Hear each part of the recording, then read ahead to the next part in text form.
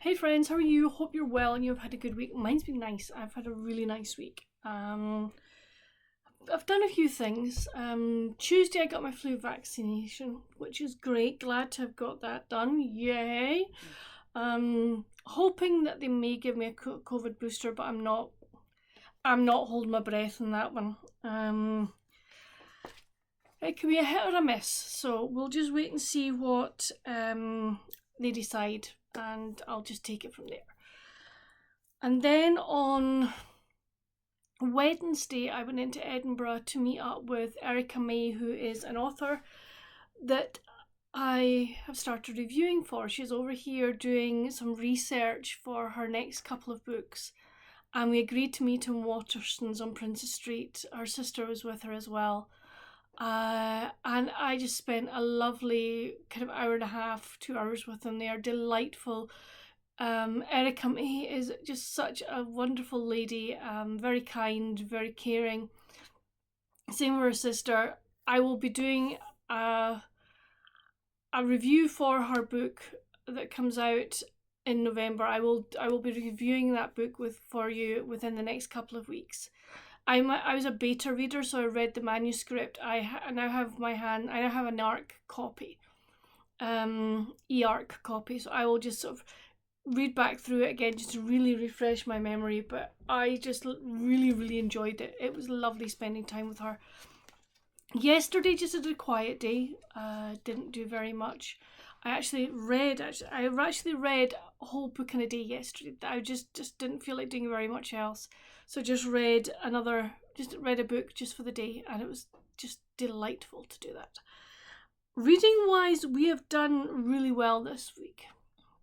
I think we've read 4 books, which I'm like, wow, that is brilliant. So really chuffed with that. I'm now thinking, did I read that? Did I finish that one? The Little Lost Library by Ellery Adams. Hold on one little minute here. Just chat amongst yourselves. I need to do a quick check on YouTube and sort of check my thumbnail from last week to see which ones which books I was going, yay, this is the one I'm reading. My videos. Pick that one up. So I'd go away. No, that's not what I want. I want to see the thumbnail, thank you very much. Oh, Pooh Piglet is Neor. Right, yes, I had finished that one. That's fine, that's okay, no problem. I now know exactly where I am. I normally check on I have my thumbnail saved on the computer, but I didn't look on that, and I normally do, so I know where I am. Okay, so it's been a while since I have reviewed for Tool Publishing, and I picked up a book last week, and it's called Wish Upon a Star by Elle Douglas. I gave this one 4 out of 5. It was a delightful book. I think because it's been so long since I reviewed for them, I've forgotten just how good their books are. Excuse me, I need to just double check something. Chat amongst yourselves a minute. I'm back. I just was blanking for a minute there on our main character. So our main character is Jeannie Carmichael, and she is coming to her grandparents' lodge called Butterfly Lodge in the Canadian Rockies for Christmas, and this is going to be their last family Christmas there because their grandparents have decided that they're getting too old and that, you know, they want to do other things. So Jeannie is, you know, really looking forward to this. And the night before she goes up, she is in a pub with her lawyer colleagues or attorney colleagues, and there's a band playing. And there is a sort of connection between Jeannie and the guitarist. They meet at the bar, they chat a wee bit and they leave, but Jeannie is really, really interested in one of the guys from work who comes from a wealthy family, who has all the connections, and, you know, they got on well at work, and she's sort of hoping that he's going to ask her out, you know, over Christmas. When that doesn't happen, she's a bit disheartened. He's flirting with the barmaid, and they've obviously exchanged phone numbers.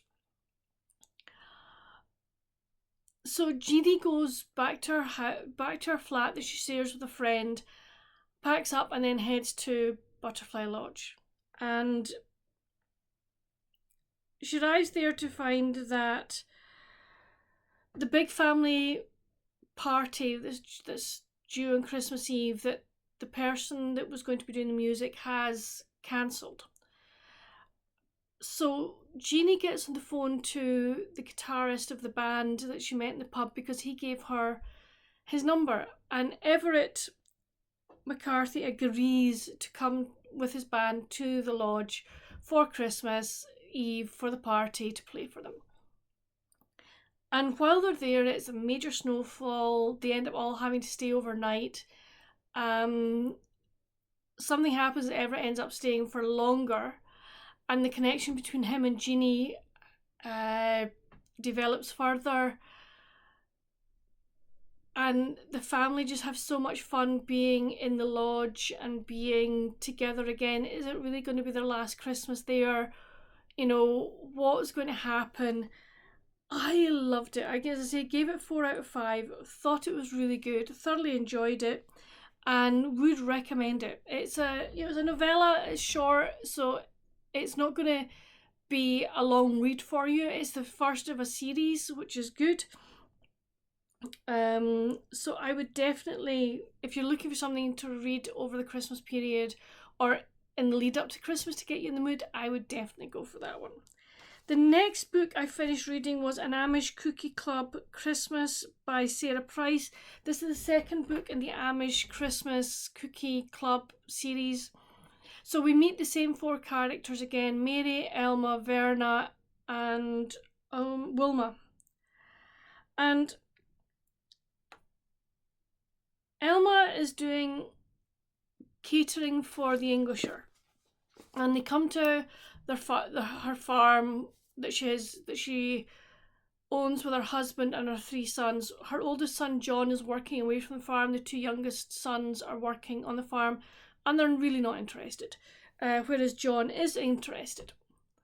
And her friend Mary says she'll come and help her out because she's absolutely run off her feet with preparing meals, an afternoon or a lunchtime meal for the English on certain days of the week in the lead up to Thanksgiving and Christmas. And it's like, oh my goodness.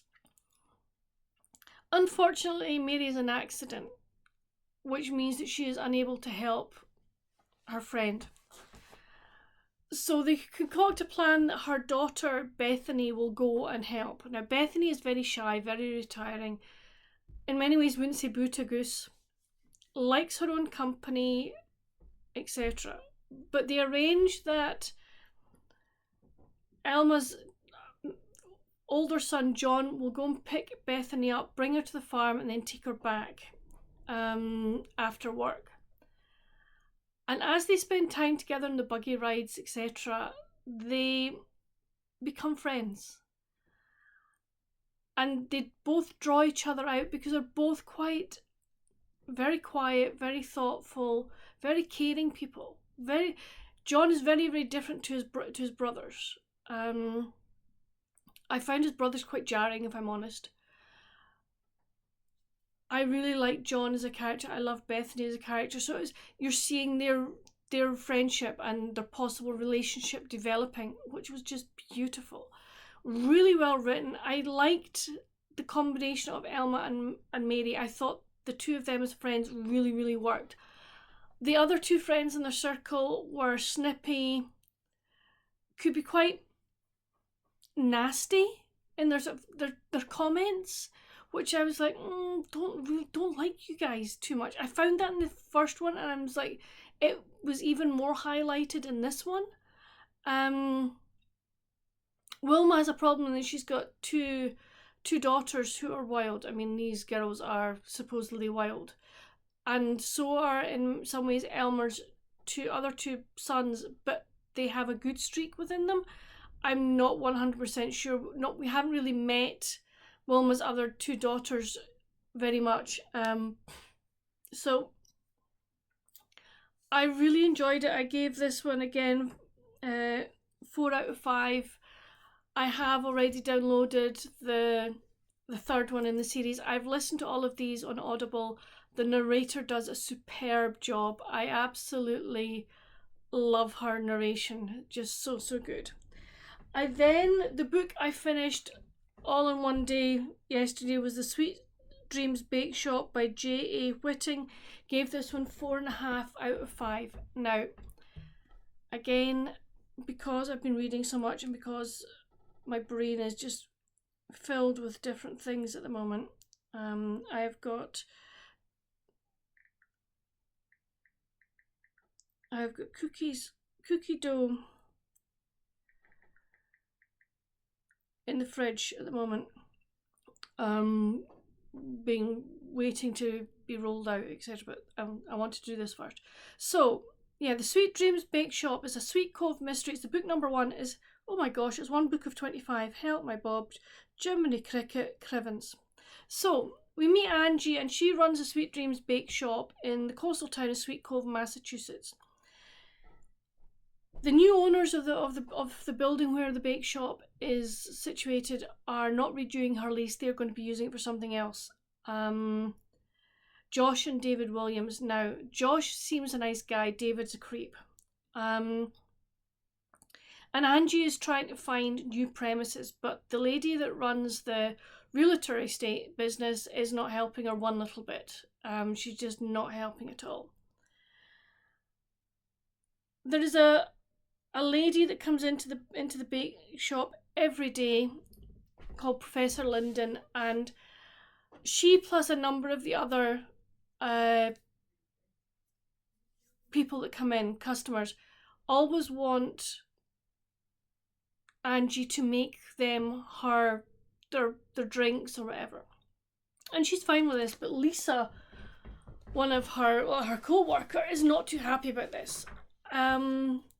And one day the professor's been in and she has her drink and then she goes away, and then she's like, about 10 minutes later, Angie is phoned and like, you need to get to the professor's house, she's asking for you, she's not well. She arrives and the professor says to her, look after my cat for me please, and promptly passes away. Now, there's obviously a the coroner's involved, and they discover that she's been poisoned. And on the sort of first night, the night of the professor's death, Angie goes to the house to feed the cat, and there's somebody else in the house, a burglar. And we're like, what is going on here? Why is this happening? Who is it? The cat is not happy. And herself and her sister Courtney, who's with her at the moment, she arrives and they call the police, but they can't find anything. So we see Angie sort of looking after the cat, but then she gets she's told she has to be at the reading of the will by the lawyer. The lawyer's a creep as well. Guy's really not nice. And she goes to the reading of the will to discover that she's been left the house fully furnished plus money. And herself and her 3 other sisters, Courtney, and I can't remember the other 2, I'm sorry, Ellie's one of them, and I can't remember the third one. Is it Joanna? I'm sure it begins with Joe or something. We'll call her that anyway. They decide that they're all going to live in the Victorian house, and Ellie's going to run it as a B&B, or part of it as a B&B. Angie's going to have the bake shop. Her other sister, whose name I'm blanking on at the moment, makes jewellery, so she's going to set up her jewellery shop there. I don't know what Courtney's going to do, but she's going to come into the business as well. So that's great, but we discover that Angie is kind of prime suspect in the murder case because the professor was poisoned. It's like, how did she become poisoned? And Angie and her sister decide, well, we can't sit around here because the house has already been broken into. We are going to investigate. And it's the story of their investigation and what they find out. And I think somehow there could be a bit paranormal in this, I think. because there's something to do with Angie and her sister Courtney have a feeling when they're down at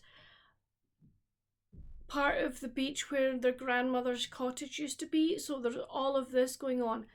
I really, really enjoyed it. I'm definitely going to carry on with the rest of the series because it just sounds so delightful. And you get recipes in the back of it, which is even better, and I'll probably try some of those recipes out. And then the last book that I started was A Colton Target by Beverly Long. This is part of the Coltons of Roaring Springs series. It came out in May 2019. It is a romantic suspense and it's number 2039. I'm really enjoying this one. I'm not going to say much about it. I've got to chapter 14, page 180. I will get this finished by the weekend. So that, by the end of the weekend, so that is what I'm reading. Once I've finished the Colton, the romantic suspense, I will then go on to read The Book of Life by Deborah Harkness. This is the third book in the All Souls series that I'm reading, buddy reading with Beth from Soul Stained Ink. So I'm really looking forward to. I kind of remember quite a bit of the story, but I just want to refresh it. And I'm looking forward to seeing what Beth thinks of the third book in the series. She's enjoyed the series so far, so fingers crossed she's going to keep enjoying it. But that's kind of it for reading wise this week. I will insert a couple of pictures from myself and meeting Erica May, and also I've got a couple of shots of Edinburgh Castle looking very bonny in the sunshine. What else am I doing? Tonight is the start of rugby season. Yes! URC starts tonight, so we are really looking forward to that. I am looking forward to watching Edinburgh tonight, Glasgow tomorrow, so that's really good. But yeah, I'm about to go and roll out some cookie dough and get it ready for going into the oven. As I say, I'm kind of doing a cozy vlog today, so that'll come out sometime next week, so hopefully you'll enjoy that. But that's it for this video. Please let me know down in the comments, what have you been reading this week? What are you going to be reading this weekend? Have you got any weekend plans? I say, apart from rugby, I don't think I've got much plans. Well, I do. I have to wrap up my cousin Sonia's birthday present. I've got another couple of things I need to make for that present as well. But I want to get that wrapped and ready to post on Monday. And I also have a couple of pen pal letters to write, so I will probably do that. And then I think if that doesn't completely kapoof me, I have my Danube cruise videos to put together, so I'll maybe try and get that done as well. I also have to film my What's on my Kindle video as well. So I've got a lot of things to do over the next couple of days that will get done. I'm not going to push myself and make myself so tired that I can't do anything. I'm just going to take it bit by bit. But that's it for my video, friends. I hope you've enjoyed. I know I've had some new subscribers, so hello, I forgot to say at the moment, thank you for stopping by Reads and Eats. Thank you for subscribing. My name is Fiona. I hope you will continue to enjoy my videos and continue to subscribe and stay with us. But come chat with me down in the comments. And until my next video, friends, stay safe. Happy reading. Bye. Hey, Editing Fiona here. I forgot to talk about a book. And that book is Flee the Scene by Eryn Scott. It is book number 3 in a Whiskers and Words mystery series. Another cozy mystery. I was having a cozy mystery week this week, guys. So, the town is called Buttoned Up, and there's a mansion on Thread Lane. The town is all the roads have got like haberdashery type names. And Louisa, who runs the bookshop and the cat adoption agency through the book in the bookshop as well, she's like curious about this mansion, and she asks people, and they shut down about it. And then one day while she's running, she hears a crash and goes to the house and bangs on the door, but nobody answers. She goes round the back and she sees somebody fleeing from the scene, but she finds that the owner is dead. Okay, and she immediately phones the police, and they arrive, and they're like, right, okay, fine, we'll deal with this. We'll take your statement, etc. So they do, and she goes to her friends. our friend, I think if I remembers, Hannah. Lou and Hannah, there you go, that's the two of them. And they're chatting and everything, and then the next day various people are like coming to the shop to find out about the murder, etc. And Lou's like, I don't really know very much about it. I don't really know much about the man, but she ends up finding out about the man that passed away. And there are sort of various people they're like on the suspect list, as it were. And she realizes that there was something did he leave an envelope for her or something? And there was something to do that there was something in the house that was valuable. What was it, etc. And she kind of works out from talking to people that there is something, and what that possibly that is. But also the murderer is wanting that, to find whatever the thing was. I really enjoyed this one because also Lou's nieces came to visit, and they got involved with the finding of the murderer. And they come up with ideas, and it was really good to see the way they were thinking and how they were working it out.